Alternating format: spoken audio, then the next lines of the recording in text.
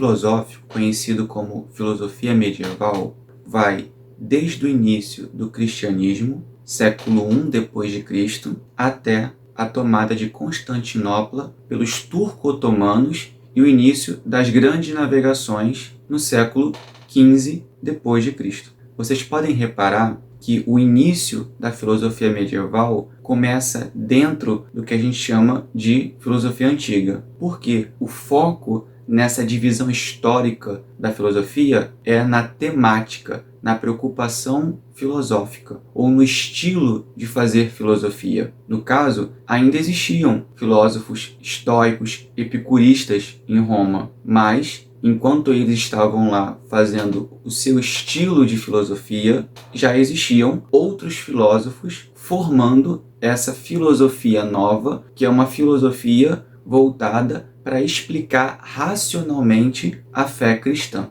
Esse período filosófico ainda pode ser dividido em padres apostólicos, que vai desde o século I depois de Cristo até o século II depois de Cristo. Esse período compreende os apóstolos de Jesus Cristo, que buscaram explicar a fé cristã. O maior expoente foi Paulo de Tarso.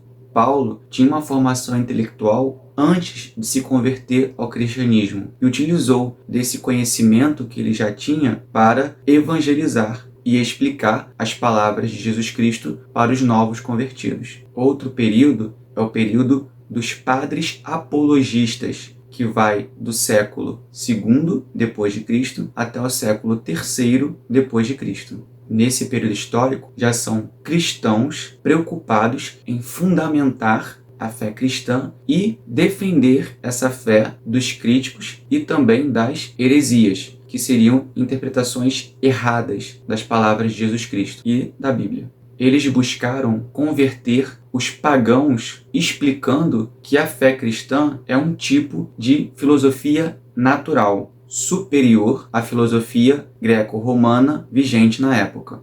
Os maiores expoentes foram São Justino, Orígenes e Tertuliano.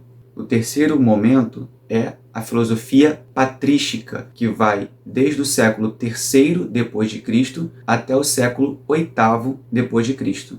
Nesse momento histórico, a fé cristã já está consolidada no Império Romano. Ele já se converteu ao cristianismo. Então, não existia mais tanta preocupação em explicar a filosofia para converter novas pessoas, mas existia ainda muita preocupação em fundamentar racionalmente aquilo que eles defendiam pela sua fé.